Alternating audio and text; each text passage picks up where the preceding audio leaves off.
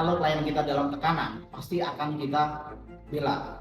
Teman-teman bisa lihat tadi ketika persidangan, si Danu begitu diserang mentalnya, diancam mentalnya secara psikis ya, kita kan langsung keberatan, langsung teriak gitu, minta majelis hakim untuk memperingatkan si Arigi gitu, untuk tidak mengancam si Danu secara psikis gitu. Nah, begitu juga harusnya kuasa hukum atau pengacara itu akan mendampingi sepenuhnya hak-hak kliennya ketika dalam memberikan keterangan, termasuk pada saat memberikan keterangan di Polda.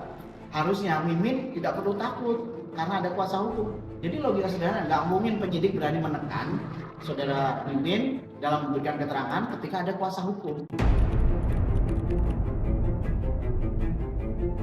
Tadi sudah dilaksanakan 3 sidang ya untuk pemeriksaan 3 saksi, yakni Mimin, Abi, dan Arigi gitu. Dan ternyata memang ada beberapa hal yang mungkin di minggu-minggu kemarin ya sidang di terdakwa Pak Yosef tidak terungkap, tapi dengan sidang di terdakwa sebagai Danu ini sedikit demi sedikit perlahan gitu, walaupun mereka tetap tertutup, tapi ada beberapa hal yang memang akhirnya bisa mengungkap kejadian yang senyatanya begitu. Dan kami bersyukur akhirnya ya pelan-pelan perkara ini akan menemui titik terang begitu. Artinya yang sementara saat ini si ketiga tersangka ini masih kekeh, masih tetap sesuai dengan keterangan, tapi ada beberapa hal yang memang menurut kita agak janggal dan tidak masuk akal serta kontraproduktif dengan keterangan saksi dan saksi-saksi yang lain. Nah, maksud kami keterangan Mimin, Abi, Arigi dengan saksi-saksi yang lain yang sudah pernah kita periksa yang banyak begitu. Ini keterangannya hampir semuanya membantah keterangan dari Mimin, Abi, dan Arigi. Bukti surat tadi masuknya adalah uji lab dari kuku Arigi begitu ya, kuku Arigi, tapi memang tersendat karena masih dicari lagi berkasnya begitu. Jadi masih terpending dulu. Jadi di situ menyebutkan memang yang di lab itu adalah identik dengan kukunya si Abi begitu. Kukunya si Arigi, kuku kaki kalau nggak salah tadi si Arigi. Tapi karena kan jaksa masih mencari-cari lagi berkasnya, akhirnya dipending gitu. Gitu sih.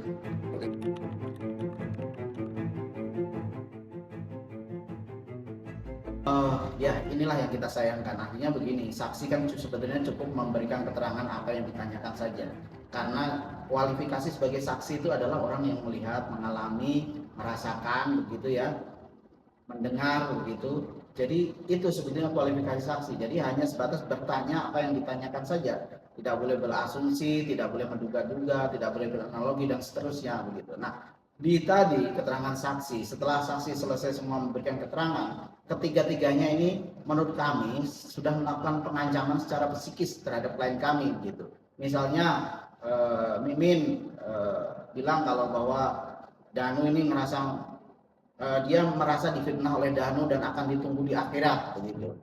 Terus kemudian Abi juga demikian, merasa ini Danu nanti telah menjelekan dia, telah memfitnah dia dan nanti akan ditunggu pengadilannya di akhirat gitu. Sementara si Arigi juga akan menyampaikan demikian, sudah ada pembahasan atau sudah ada sepatah dua katanya, akhirnya langsung kami cut karena kami melihat pasti arahnya ke arah sana begitu. Nah, ini kan tidak boleh begitu.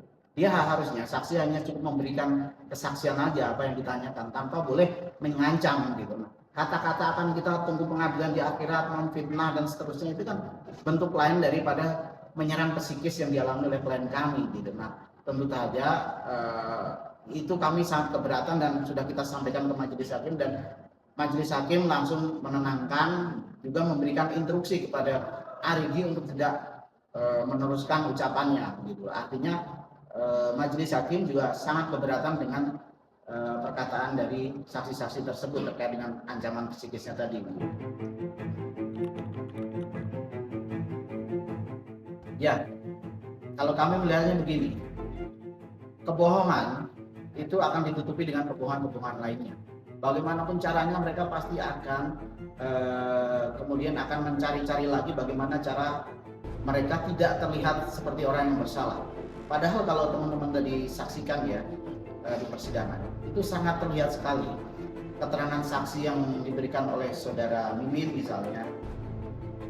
Ini kan sudah dari 2012 tidak pernah komunikasi dengan Ibu Tuti dan keluarga Ibu Tuti gitu. Tapi kata dia tidak ada masalah gitu. Padahal logika sederhananya pertama bahwa mohon maaf kalau Ibu Mimin ini kan kondisi sebagai orang yang merusak rumah tangga, karena dia juga mengaku bahwa dia sudah dituduh sebagai pelakor dan seterusnya begitu ya. Nah, ketika rumah tangga dalam kondisi seperti itu kan tidak mungkin tidak ada masalah, tidak mungkin juga Bu Tuti tidak sakit hati begitu. Tapi Ibu Mimin menganggap bahwa Ibu Tuti tidak pernah sakit hati karena tidak dengan asumsi karena tidak pernah komunikasi. Logika sederhananya ngapain kita komunikasi sama orang yang merusak rumah tangga gitu. Orang yang merusak rumah tangganya kan itu jadi tidak make sense dengan keterangan dari saksi-saksi yang lain. Padahal kalau kita dengar keterangan saksi-saksi sebelumnya, Ibu Tuti ini seringkali bercerita kepada tetangganya, kepada saudara-saudaranya bahwa dia sering mendapatkan ancaman dari dari Ibu Mimin ini gitu loh, baik secara media sosial, lewat WA, lewat SMS begitu, terus juga menunjukkan secara langsung, bertemu secara langsung. Nah ini kan kalau kemudian Ibu Mimin menganggap bahwa tidak ada masalah, ini kan hal janggal sekali. Artinya tidak ada persesuaian fakta dengan apa yang dia omongkan gitu. Jadi bohong kalau menurut kami begitu. Itu pertama. Terus kedua, bahkan Yosef pun sempat mencurigai bahwa Ibu Mimin ini sebagai pelaku. Karena kenapa? Karena ketika setelah kejadian Pak Yosef ini tidak pulang selama 2-3 bulan ke rumahnya begitu. Nah, kata Ibu Mimin sih nggak ada masalah. Nah ini kan nggak masuk akal lagi gitu. Ini suaminya tidak pulang 2-3 bulan lagi, kan harusnya dia khawatir nyariin gitu. Tapi dia bilangnya tidak ada masalah. Nah kan aneh lagi gitu. Itu dua hal. Tapi nantilah akan kita buka semuanya mungkin di lain kesempatan.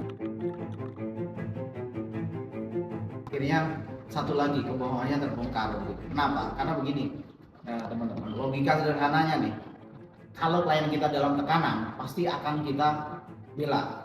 Teman-teman bisa lihat tadi ketika persidangan, si Dano begitu diserang mentalnya, diancam mentalnya secara psikis ya, kita kan langsung keberatan, langsung teriak gitu, minta majelis hakim untuk memperingatkan si Arigi gitu, untuk tidak mengancam si Dano secara psikis gitu. Nah begitu juga harusnya kuasa hukum atau pengacara itu akan mendampingi sepenuhnya hak-hak kliennya ketika dalam memberikan keterangan, termasuk pada saat memberikan keterangan di Polda.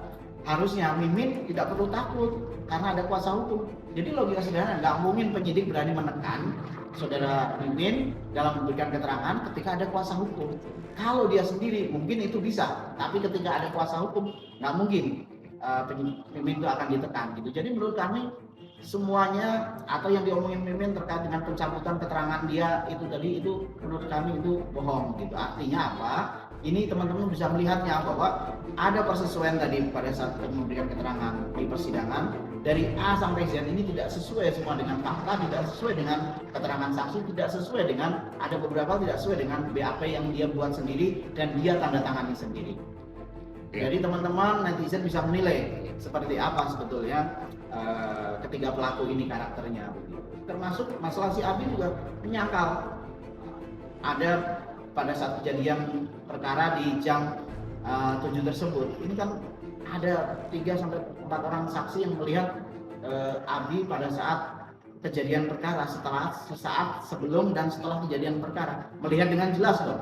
Itu dipastikan kemarin berkali-kali oleh majelis hakim dan oleh kita, benar ini orangnya yang saksi lihat pada saat jam 5 atau jam 3 atau jam 7 di sekitaran TKP, dan saksi bilang benar itu adalah Abi. Jadi apalagi begitu, sudah jelas ini.